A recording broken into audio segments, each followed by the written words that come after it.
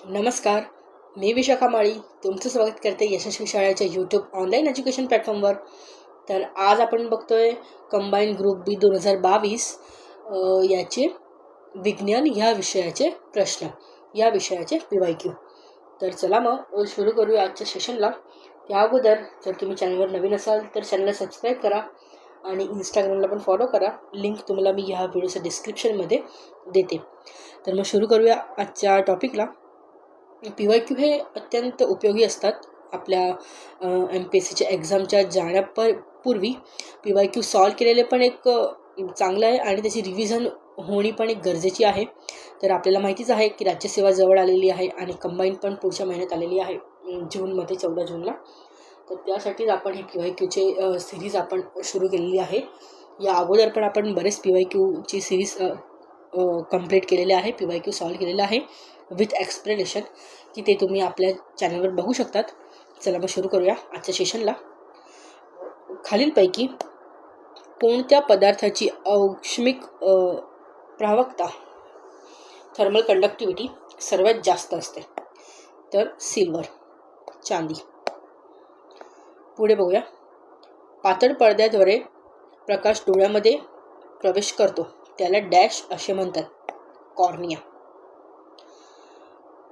प्रतिध्वनी तरच ऐकू येतो जर ध्वनीचा स्रोत आणि अडथळा यातील अंतर हे 17 मीटरपेक्षा जास्त किंवा 17 मीटर असेल.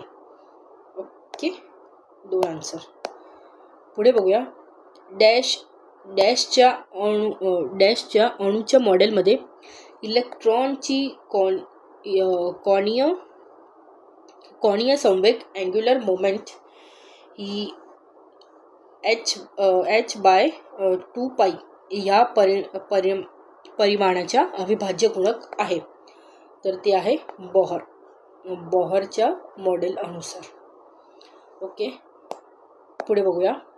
खालीलपैकी चुकीचे विधान ओळखा. याच्यामध्ये आपल्याला चुकीचे विधान ओळखायचे आहेत. तर बघूया. रेणूमधील बॉन्डिंग कक्षा हा अणू कक्षेच्या बेरीजच्या प्रभावाने तयार होतो. खरं आहे. बॉन्डिंग रेणू कक्षेमध्ये 2 केंद्रामधील भागात इलेक्ट्रॉन घनता फार कमी असते. चुकीचं आहे. एकत्र येणाऱ्या अणुअंकापेक्षा अँटीबॉन्डिंग रेणू कक्षेची ऊर्जा ही जास्त असते. खरं आहे. Antibonding molecular orbits are represented by sigma, pi and theta ह्या चिन्हांवर दर्शवले जातात. ओके, तर हे पण खरं आहे. तर आपला आन्सर आहे 2. चुकीचे विधान आपल्याला निवडायला सांगितले होते.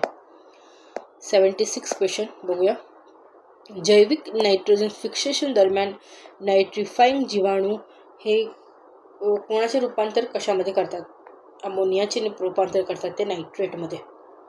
ओके, जैविक अणू नायट्रिफाईंग जीवाणू बॅक्टेरिया हे ह्याच प्रक्रियेला म्हणतात नायट्रोजन फिक्सेशन. पुढे बघूया. जोड्या लावावर प्रश्न विचारलेला आहे आपल्याला. तर पायथन आपल्याला इथे साप आणि त्याचे आपल्याला सायंटिफिक नेम्स दिलेले. तर बघूया. पायथन मॉल्युरस की जे आहे बिनविषारी साप.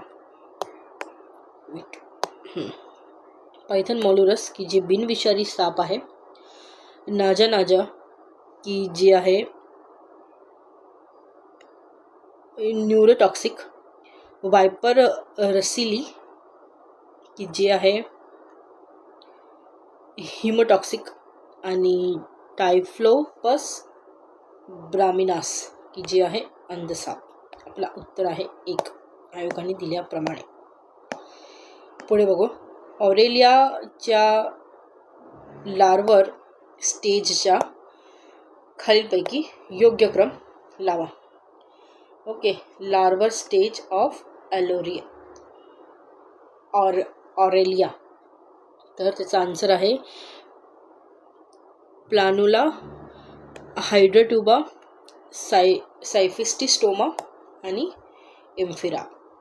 उत्तर आहे 1. पुढे बघूया. खालीलपैकी कोणता प्राणी समूह हा सरपटणारा प्राणीच्या वर्गात मोडतो?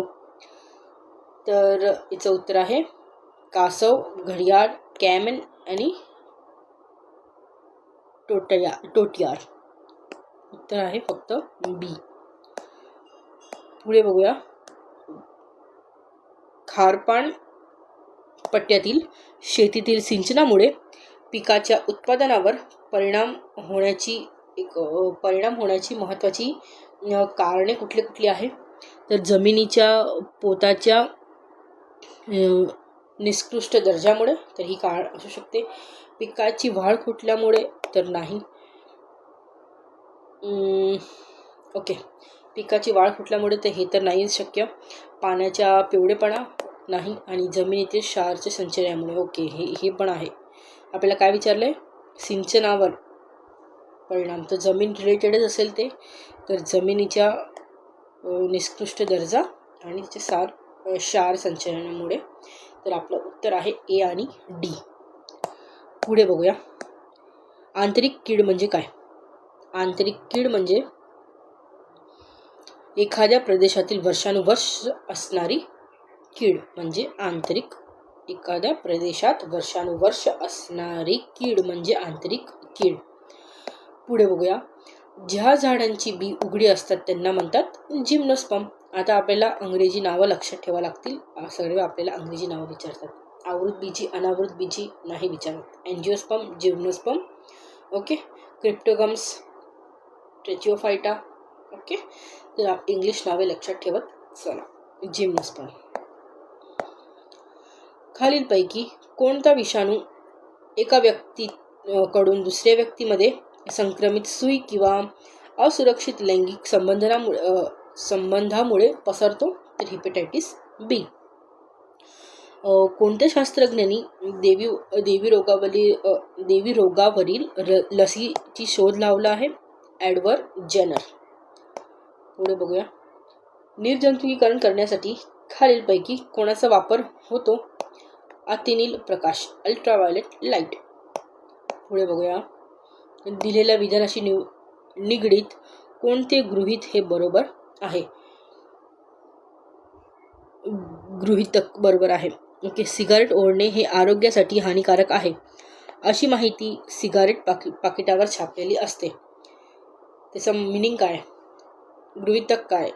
ओके. सिगारेट पाकिटावर लिहिलेली माहिती ही लोक वाचतात आणि बऱ्याच व्यक्तींना सिगारेट पाकिटावर दिलेल्या इशाऱ्याचे गांभीर्याने विचार करतात. तर हे दोघी विधाने बरोबर आहे. ओके. ओके, तर हे आपले सायन्सचे प्रश्न संपलेले आहे. तर तुम्हाला व्हिडिओ आवडला असेल तर व्हिडिओला लाईक करा. चॅनलवर नवीन असाल तर चॅनलला सबस्क्राईब करा. तुमच्या फ्रेंड्सबरोबर पण शेअर करा आणि इंस्टाग्रामला पण फॉलो करा. थँक्यू.